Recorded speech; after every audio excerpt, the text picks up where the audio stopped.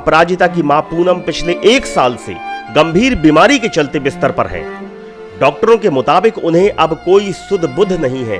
Poonam coma की उस अवस्था में है जहां शरीर तो जिंदा है पर दिमाग बिल्कुल निर्जीव। पूनम ना तो अपना ध्यान रख सकती हैं और ना ही अपने बच्चों का। इन छोटे छोटे बच्चों को जिस उम्र में अपनी मां की देखभाल और प्यार की जरूरत थी, उस उम्र में इन्हें खुद अपने मां की देखभाल करनी पड़ रही है। इतना ही नहीं, घर के सारे काम अपने पापा के साथ करते हुए ये बच्चे आज अपनी पढ़ाई भी छोड़ने को मजबूर हो चुके हैं। आखिर कुदरत का ये कैसा खेल है? क्या दिन दिखाया है कुदरत ने इन बच्चों को? आखिर इनकी क्या गलती है? ये अभी इतने भी समझदार नहीं हुए कि इन्हें कुदरत का वो खेल समझ आ जाए, पर पिछले 1 साल से इन्हें जिंदगी का खेल जरूर समझ आ गया है। इन्हें वो सब समझ आ गया है जो इनकी उम्र के बच्चों को पता ही नहीं होता।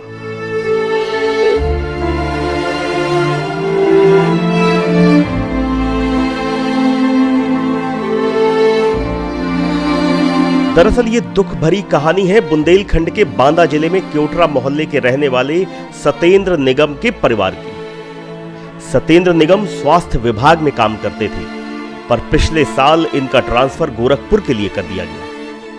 तभी इनकी पत्नी पूनम की तबीयत भी खराब हुई। घर पर देखभाल के लिए कोई भी बड़ा नहीं था, उस पर बच्चे भी छोटे थे, वो पढ़ भी रहे थे।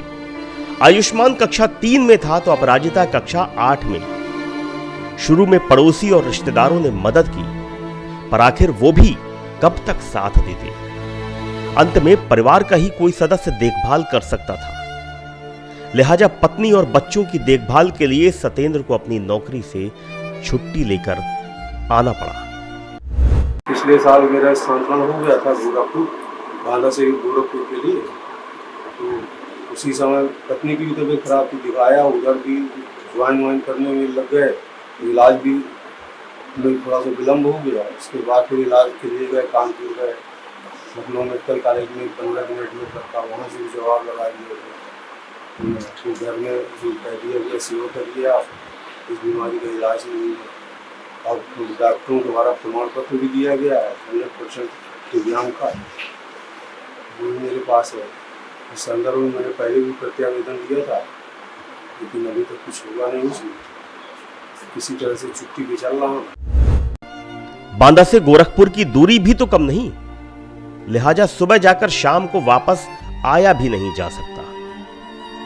ऐसा नहीं है कि उनके विभाग को इसकी जानकारी नहीं है, पर शायद किसी को यह देखने की फुर्सत भी नहीं है कि सतेंद्र और उसके परिवार की दिनचर्या कैसी चल रही है।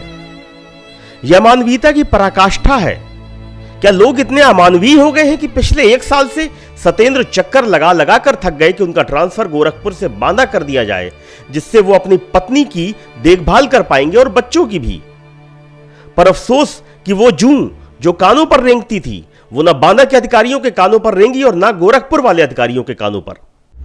नहीं बताए तो थे हम, लेकिन अब उतना ज्यादा सहयोग नहीं पा, क्योंकि बीमारी लाइलाज थी, इसलिए उतना ज्यादा सहयोग नहीं मिल पाया था। सब समाप्त हो गया। उसके बाद जो है उधार लेके काम चला रहे हैं। बच्चों की पढ़ाई देर से हो रही है, पत्नी की इलाज में भी दिक्कत जा रही है। तो ऐसी स्थिति में क्या करेंगे, बच्चों को देखें, क्या करें, करने की समझ नहीं आ रहा। मेरी मुख्यमंत्री से अनुरोध है कि मेरा नजदीक जनपद में ट्रांसफर कर दे, जिससे मैं बच्चों को और अपनी वाइफ की देखभाल कर सकूँ। पर अब सतेंद्र और उनके दोनों बच्चे सूबे के मुख्यमंत्री योगी आदित्यनाथ से आशा लगाए हैं कि शायद मुख्यमंत्री योगी उनकी बात सुन लें और उनकी इस असाध्य पीड़ा को कुछ कम कर सके। डॉक्टर तो जवाब दे चुके हैं कि उनकी पत्नी पूनम का कोमा से बाहर आना लगभग असंभव है। तो क्या एक पति अपनी पत्नी को मरने के लिए छोड़कर सरकार की नौकरी करने दूर चला जाए? क्या बच्चे अपनी मां की देखभाल और सेवा न करके अपने अपने स्कूल चले जाएं?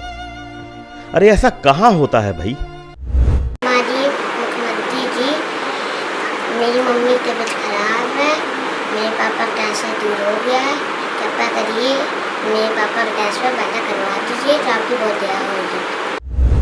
मैं सीएम योगी जी से प्रार्थना करना चाहूँगी कि मेरे पापा का ट्रांसफर गोरखपुर से बांदा कर दिया जाए और मेरी मम्मी की तबीयत बहुत ख़राब है पिछले 1 साल से। तो हम लोग की देखभाल करने के लिए मम्मी ही यहाँ पे ट्रांसफ़र के बाद, तो अब उनका ट्रांसफ़र पापा का यहाँ कर दिया जाए, जिससे हमारा और हमारे मम्मी का दोनों की केयर हो पाए और हम लोग की पढ़ाई भी हो पाए। मुख्यमंत्री जी से ये अनुरोध करूँगा कि मेरा स्थानांतरण यहाँ कर दे, जिससे मेरे छोटे छोटे बच्चों की देखभाल एवं पत्नी की देखभाल कर सकूँ। अगर हो सके तो इतना ही मैं चाहूँगा, और पत्नी का इलाज अगर सही ढंग से कहीं हो सके तो करवाऊँ। कम से कम सत्येंद्र और उनके बच्चे तो इतने अमानवीय नहीं हैं। अपनी पत्नी के इलाज के लिए हर संभव प्रयास करके हार चुके सत्येंद्र अब सिर्फ उनकी देखभाल करना चाहते हैं, और वो भी तब तक जब तक कि ईश्वर ही उन्हें अपने पास न बुला ले। उनके बच्चे भी दिन रात मां की सेवा में लगे रहते हैं। पढ़ाई से तो मानो अब उनका नाता ही टूट चुका है।